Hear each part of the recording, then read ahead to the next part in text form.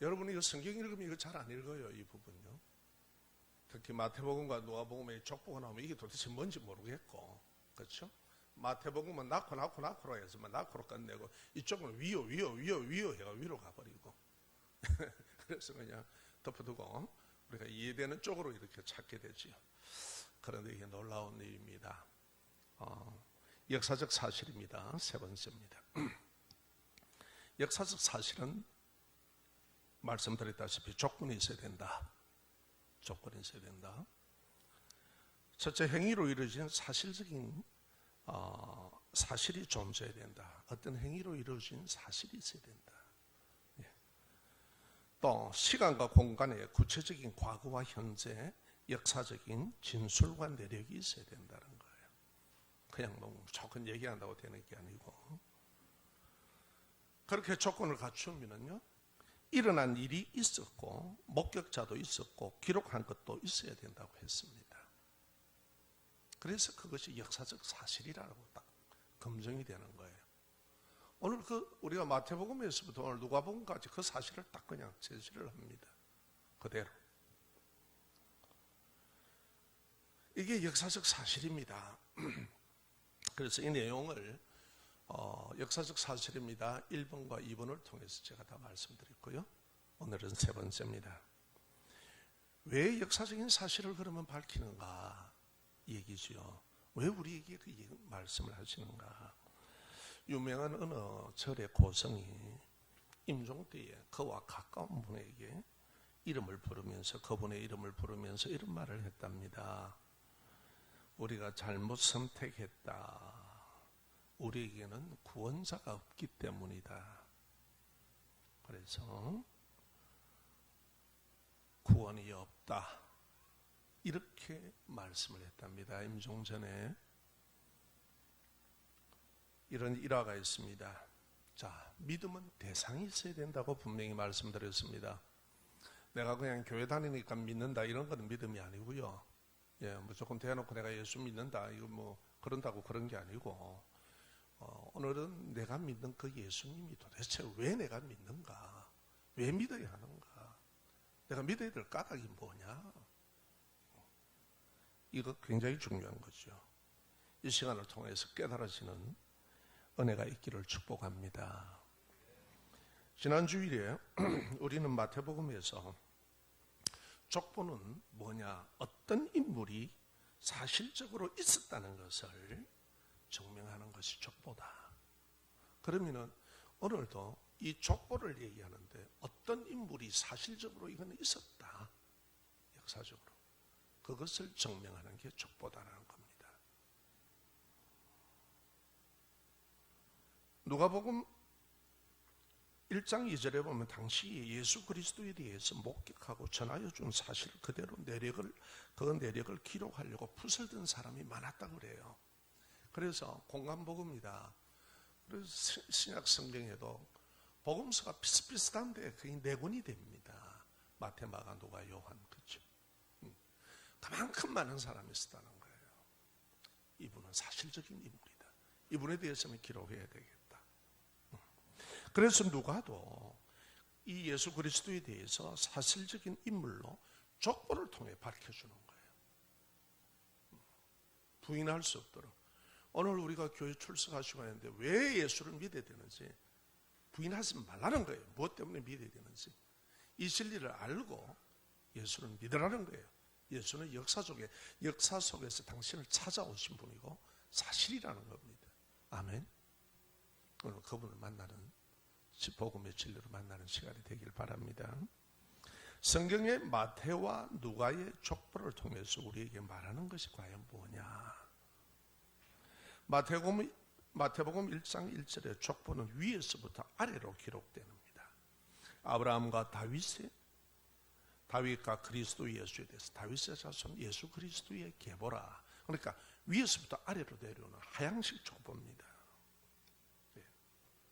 또 마태는요, 기록할 때에 이 족보가 자기가 유대인으로서 유대인들을 향하여서 읽도록 기록했습니다. 그러니까 유대인으로서 유대인의 정서를 가지고 이해하도록 논정적으로 부인하지 못하게 딱 딱딱 족보를 기록을 했습니다.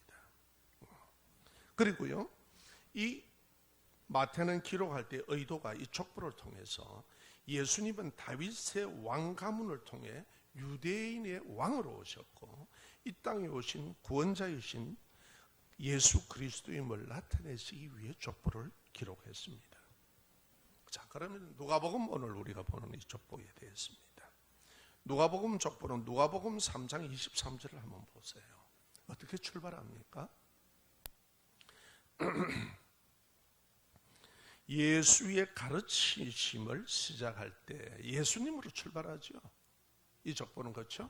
아브라함에서부터 출발하는 게 아니고 반대로 예수님으로부터 출발해 올라갑니다. 그래서 누가복음 3장 38절 한번 보세요. 38절 뭐라고 기록되어 있습니까? 시작.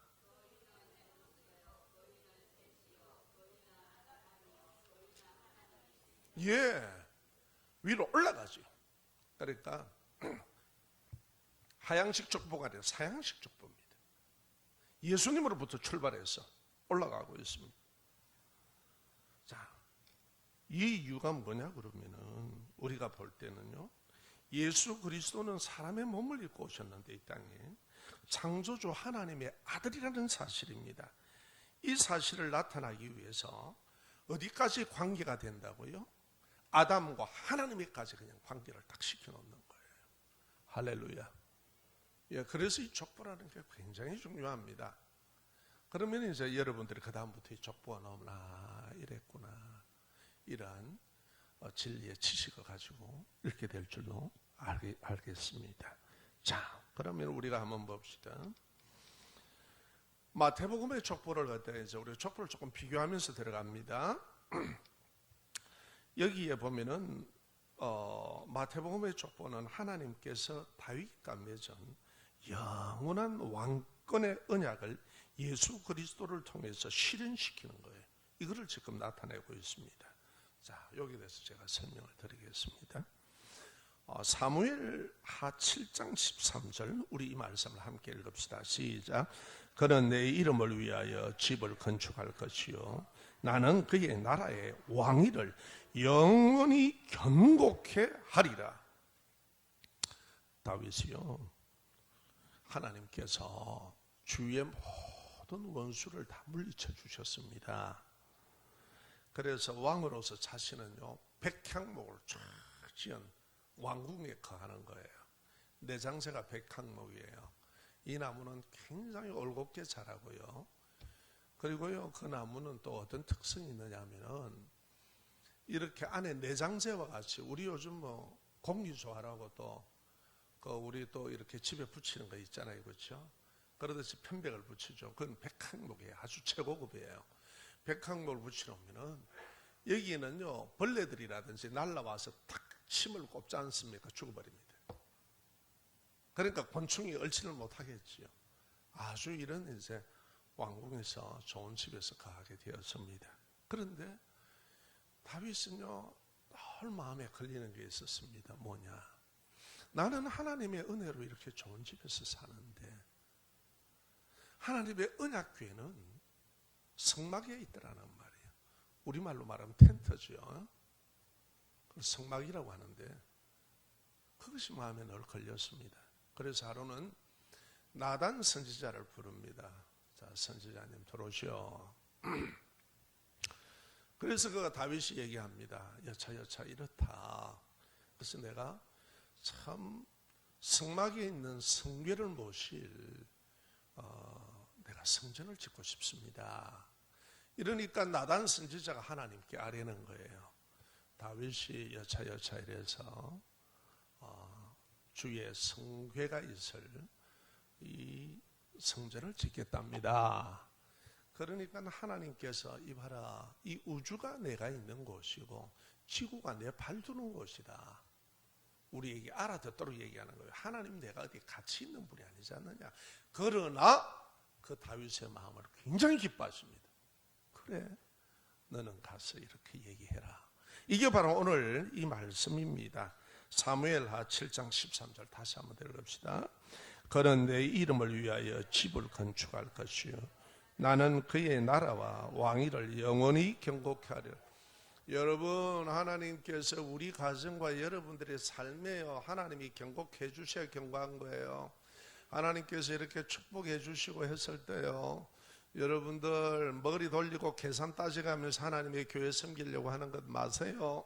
특히 하나님 앞에 그런 물질의 복을 받고 한 분들은 그러면 안 돼요. 그 다음부터는 참 계산하지 못할 일들이 오면은 여러분 감당 못합니다.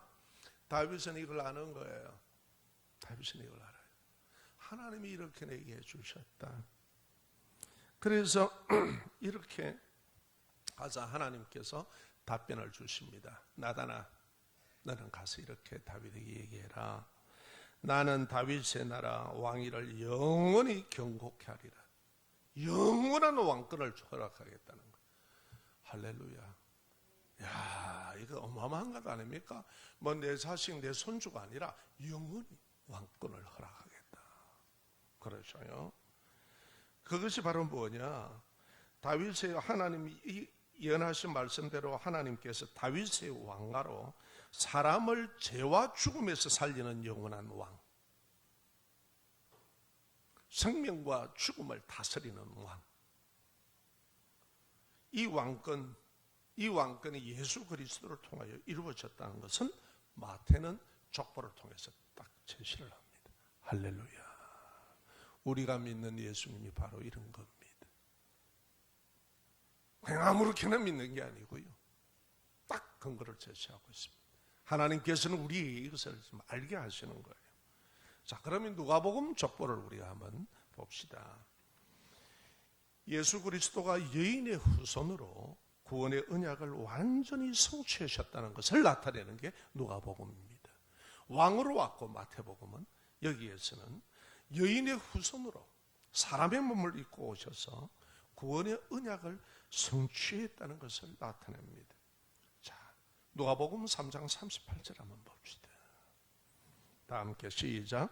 그 위는 에노스요, 그 위는 셋이요, 그 위는 아담이요, 그 위는 하나님이시니라. 아멘. 자, 그 위는 아담이요, 그렇죠? 그 위에는 하나님이라는 것은 그리스도 예수께서 아담과 하나님까지 관련되어 있다는 거예요. 아멘. 그러면 예수 그리스도는 하나님에 의해서 오시게 되었다는 거예요. 하나님의 아들로 왔다는 겁니다. 자, 그 내용을 우리가 조금 더 깊이 있게 들어가 봅시다. 아담과 하와가 사단의 유혹을 받아서 죄를 범하자 창세기 3장 15절에 보면은 하나님께서 말씀합니다. 여자의 후손인 사단의 머리를 상하게 하겠다. 내가 딱 그러셔요. 선포를 하십니다. 그리고 사단은 그의 발꿈치를 상하게 할 것이다. 여인의 후손으로 오는 자를 발꿈치를 상하게 할 것이다. 이것은요, 예수님이 십자가에서 대속의 구원의 사역을 지금 말하고 있습니다. 우리를 죄와 사망에서 구원하기 위해 십자가에서 못 박혀 죽으시는 예수 그리스도를 말씀합니다. 할렐루야. 사단이 우리의 모든 사람을 지옥으로 가게 하고 하나님과의 결별시키는 그 모든 것을 막으시고 하나님께서 구원하시겠다는 거예요. 하나님의 택한 자를, 하나님의 백성을 구원하시겠다는 겁니다. 할렐루야. 이 구원의 은혜가 우리에게 주어진 겁니다.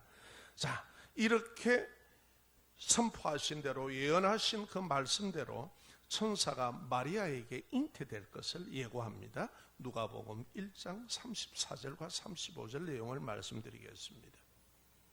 야, 마리아야, 너는 이렇게 잉태할 것이다. 이렇게 예고를 하니까 마리아가 그럽니다. 뭐라고 그럽니까? 내가 남자를 알지 못하는데 어떻게 잉태한단 말입니까? 질문하죠. 반문하게 되죠. 어떻게 이런 일이 있을 수가 있겠습니까? 나실 바, 그 나실 이는 거룩하시니 하나님의 아들이라고 불리워지는데 천사가 말하기를 성령이 네게 임하고 지극히 높으신 이의 능력이 너를 덮을 거다. 그러니까 사람과의 관계에서 태어나는 게 아니라 너 배를 빌려서 거룩하신 성령의 그 능력으로 잉태하게 될 거라는 거예요. 할렐루야. 그래서 그 나실 자는 거룩한 이시다. 구별된 이시다. 사람하고 다르다. 사람의 몸을 입고 오시지만은 그분은 성령의 권능으로 잉태하시는 분이란 말이에요. 자, 이 말씀을 이렇게 하십니다. 자, 그래서 여기에 우리가 오늘 한번 내용을 한번 봅시다. 예수 그리스도를 관련지어서 족보에 뭐라고 얘기해요? 그 위는 누구라고요? 하나님이시다. 하나님에 의해서 잉태하셨다. 이걸 지금 족보에서 밝혀주는 겁니다. 자, 누가는 족보를 통해서 예수 그리스도는 성령으로 임하시고 하나님의 능력으로 천의의 배를 빌려서 여자의 후손으로 잉태되시는 하나님의 아들이심을 밝혀주고 있습니다. 또 하나님의 유일한 구원의 언약의 성취자로 사람의 몸을 입고 예수 그리스도는 오셨다. 따라합시다. 사람의 몸을 입고 이 땅에 오셨다. 그래서 이단들은 말하기를 뭐 예수는 영으로 왔다는 둥 뭐 이딴 소리 하는 것 아니에요. 예, 거룩한 영이신 그 하나님께서 몸을 입고 하나님의 아들로 이 땅에 오셨다는 사실입니다. 이것을 믿으셔야 됩니다.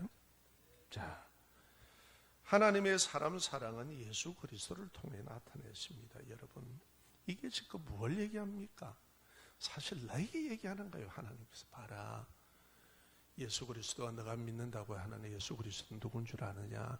이렇게 오신 분이야. 이렇게 왔어. 이렇게 역사 속에서 왔기 때문에 부인할 수 없는 분이야. 할렐루야. 예, 이 믿음에 견고히 서라 이 말입니다. 성경은 그 하나님의 마음을 이렇게 표현합니다. 하나님이 사람 사랑하는 이 마음을 표현합니다. 요한복음 3장 16절입니다. 하나님이 세상을 이처럼 사랑하사 독생자를 주셨으니 그를 믿는 자마다 멸망치 않고 영생을 얻게 하려 함이라. 누구든지 예수 그리스도를 믿어서 멸망하지 마라 말이에요. 멸망하지 마라. 영원한 생명을 얻더라. 영원한 천국의 생명, 영원한 부활의 생명을 얻어라. 이게 하나님의 사랑입니다. 하나님의 사랑이에요. 당신을 사랑한다 이 말이에요. 그래서 역사 속에서 그 아들을 보내셨다 이 말입니다.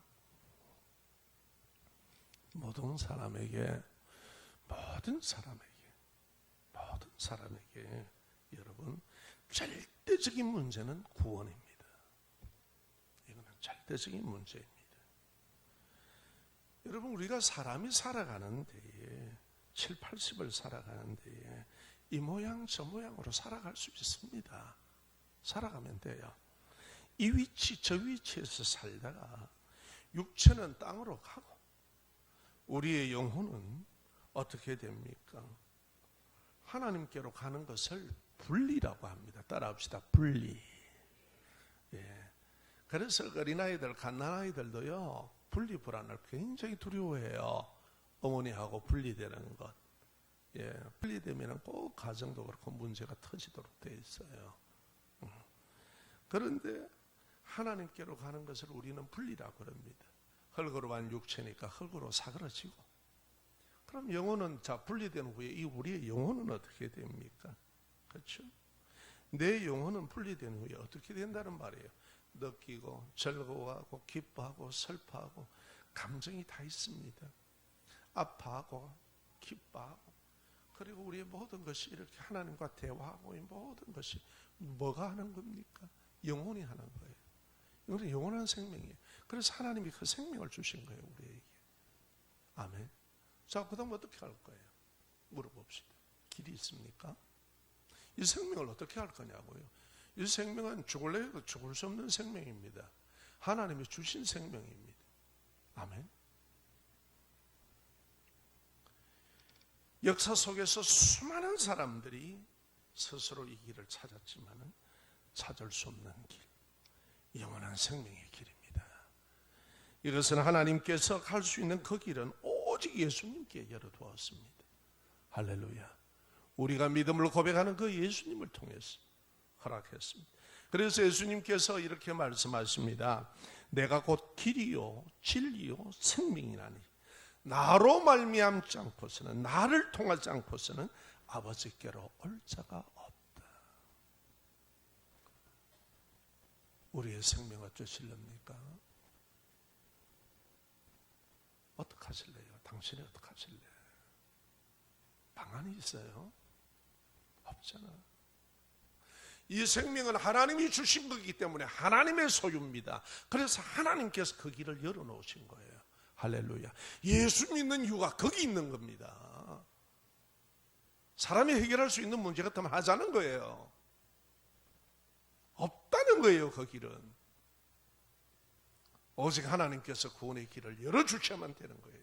그분이 누구냐? 예수 그리스도이십니다. 사람에게 영원한 생명을 주시기 위해서 하나님께서 사람의 모습으로 사람의 역사 속에 오셔서 구원의 길을 열어주심을 보여주시고 알려주시기 위해 오늘 우리에게 호적이라는 거예요. 아멘. 그렇게 알려주시기 위해서 우리에게 호적이라는 걸 주신 거예요. 무지하고 순간의 인생을 사는 우리에게 역사 속에서 잊지 말도록 하기 위해서 그렇게 해놓으신 겁니다. 호적은 하나님의 품속에 있는 독생자 하나님. 그렇죠? 요한복음 1장 18절에 얘기합니다. 하나님의 품속에 있는 독생자 하나님. 근본 그는 누구십니까? 근본 하나님의 본체시지만 동등됨을 버리셨습니다. 우리를 구원하기 위해 오히려 자기를 비워 종의 형체로 사람들과 같이 되셨습니다. 이게 하나님의 사랑입니다. 빌립보서 2장 6절과 7절에 이 성경은 증가하고 있습니다. 때가 참에 하나님께서 그 아들을 보내사 여자에게 나게 하셨다라고 갈라디아서 4장 4절에 역사적으로 증거를 하십니다. 믿으시면 아멘. 그런 거예요. 그렇다는 사실 호적을 통해서 딱 박아놓는 거예요. 여러분들도 여러분의 출생을 부인할 수 없잖아요. 어떻게 부인할 겁니까? 호적에 딱 등재가 되어 있는데. 예수 그리스도께서 이 땅에 오셨다는 것은 우리에게 뭘 말씀합니까? 지금 오늘 이 현장에 있는 우리에게 뭘 말씀합니까? 사람의 모든 문제의 답과 해결자가 이 땅에 오셨다는 거예요. 그래서 너 혼자 골 썩지 말라는 거예요. 너 그 알량한 머리 돌리지 말라는 거예요. 너의 모든 인생의 문제는 가지고 나오라는 겁니다. 예수 앞으로. 아멘. 그걸 믿으라는 거예요. 자꾸 방법, 이 방법, 저 방법만, 그게 자기가 살아오면서 대적된 거니까 항상 일 생기면 이 방법, 저 방법, 그거부터 찾고 돌려요. 자, 급한 상황에 떨어지면 이제 주여 하나님 이럽니다. 하고 나서 또 풀어놓으면 또 그 방법 또 찾아다녀요. 여러분, 사람의 모든 문제와 근원적인 해결을 해 주셔야 됩니다. 이 해결자가 이 땅에 오셨다는 겁니다. 이 약속을 믿는 나의 영혼을 구원하십니다. 아멘. 네. 어떤 인생의 문제나 아픔이라도 예수 그리스도를 믿음으로 그것을 내어놓고 구하는 사람의 인생의 문제를 구원하시겠다는 거예요. 할렐루야. 내 아픔을 구원하시겠다는 거예요. 내 상처를 누구에도 할 수 없는 하나님이 그것을 치유하시겠다는 겁니다. 내 인생의 근원의 문제를 하나님께서 처리하시겠다는 거예요. 왜 안 바뀌느냐 말이에요. 문 밖에 서서 계속 두드리는데 내 마음의 문은 안에서 딱 고리가 있어요. 내가 열어줘야 돼요. 하나님은 인격적이신 하나님이시기 때문에 안 그래요. 여러분, 제가 청년 때에 제 목요에서 학생들이 수련회 가고 그러려면은 이제 판넬 같은 거 사서 이제 팔아요. 예, 그걸 합니다.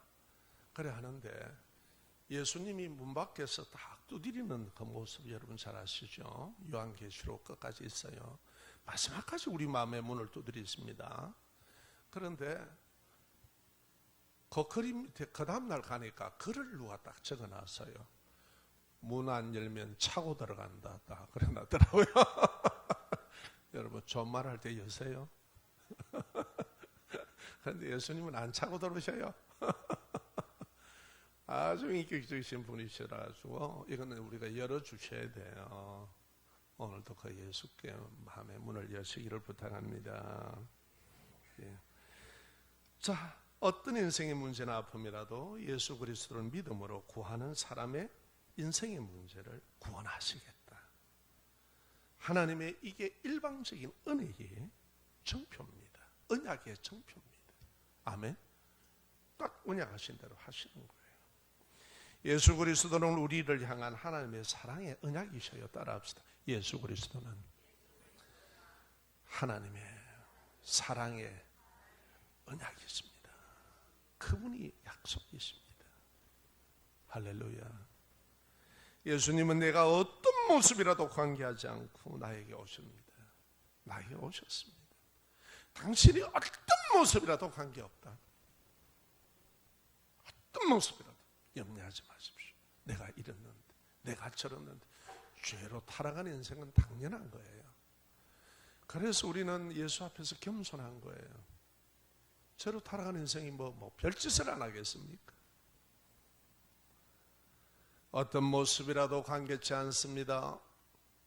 거룩하신 하나님은 어떻게 저같이 더러운 것을 그래서 사람의 몸을 입고 오신 겁니다.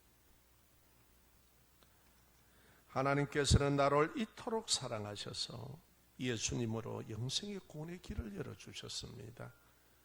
예수는 하나님의 사랑의 언약입니다. 아멘. 내게 구원의 길을 열어주셨어요. 영생의 길을 열어주셨어요. 하나님께서 나를 사랑하시는 언약의 표현이 뭐냐? 예수 그리스도입니다. 참, 하나님의 사랑을 알고 싶습니까? 예수님을 아세요. 이토록 나를 사랑하냐? 저는 젊을 때 한번 그런 적이 있습니다. 방황할 때. 참 이렇게 진짜 하나님은 지긋지긋하게 사랑하신다 내가 그랬어요. 어지간히 인생이 개판을 치면 그냥 밀어놓을 텐데 안 하셔.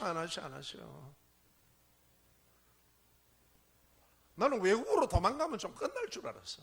외국으로 도망가도 따라오시더만. 다 하시더만. 다 하셔. 그래서 거기서 회개하고 돌아왔잖아요. 하나님의 사랑은요 정말 징글징글하게 사랑하십니다. 여러분, 당신하고 다릅니다. 하나님은 우리와 다릅니다. 예수님을 아세요. 예수님을 배우세요. 예수님은 바로 보이시는 하나님이십니다. 내가 이런지 저런지 자꾸 엉뚱한 짓 하지 마시고, 쓸데없어서 자꾸 죄악된 마음 가지고 이렇게 저렇게 범죄하지 마시고 그냥 겸손하게 하나님 내 이제 포기할게요. 진짜 어지간하십니다. 하나님 우리 마누라를 통해가 끝까지 나를 갖다 교회로 불러드리기도 하고요. 막 그냥 끝까지 나를 사랑하십니다. 택한 자는 절대 딱 잡아서 하나님께서 끌고 나오십니다. 이런 은혜로 우리가 나왔다는 거예요. 할렐루야. 그 사랑을 아셔요. 그 사랑을 아셔야 됩니다. 내 너 이렇게 사랑한다. 너 그럴지라도 내 너 사랑한다. 봐라, 내 사랑이 너에게 사랑에 대한 표현이다. 이게 이렇게 주님을 통하여 우리에게 얘기하시고 표현하십니다. 하나님께서 나를 사랑하시고 나를 구원하시기 위해 예수 십자가에 죽으시고 죽음으로 무덤에서 장사시는 게 이게 끝이 아니고 나의 영원한 생명 주시는 것, 부활 생명을 증가하시기 위해, 의의 부활을 증가하시기 위해 사흘 만에 사망에서 이기시고 부활 성천하셨습니다. 아멘. 바로 너가 얻을 생명이 이런 생명이야. 영원한 생명이야. 부활 생명이야. 자꾸 딴 데 눈 팔지 마라. 응? 어떻게 너가 이런 귀한 생명을 갖다가 엉뚱한 데 술 한 잔에 버리고 너 알량한 철학에서 그 철학으로 버리고 이런 짓을 하냐. 이 무지한 인생아. 아니야. 네가 알고 있는 생각이 아니다. 진리 안에서 자유하기를 원하십니다. 오늘도 복음의 진리 안에서 자유하십시오. 예수 구원의 은혜에서 자유하십시오. 하나님께서 사람을 사랑하시는 사실을 부인할 수 없도록 오늘 우리에게 족보에다 딱 기록해 놓습니다. 봐라, 이해해라, 깨달아라, 알아라, 믿어라. 자, 이 족보다 역사 속에서 밝혀지는 이 사실을 부인하면 안 됩니다. 이거는 무지한 것도 아니고 이거는 바보도 아니고 그렇지 않습니까? 감사합시다. 영원한 생명의 주인은 예수 그리스도 당신이십니다. 이런 나를 찾아오셨습니다. 이렇게 무지하게 인생을 개판치고 살아온 나를 버리지 않고 찾아오셨습니다. 내가 행간하고는 당신에게 죄악 덩어리밖에 없습니다. 내 육신의 욕망대로, 내 육신의 마음대로 살아온 것밖에 없습니다. 그런데 당신은 이렇게 겸손하게 오셨습니까? 감사합니다. 이제 인정하겠습니다. 겸하게 내가 마음을 열겠습니다. 주님, 내 마음의 진정한 왕이 되어 주시고 내 생명의 구원자가 되어 주십시오. 그 믿음을 가질 수 있게 해달라고 이 시간에 기도합시다.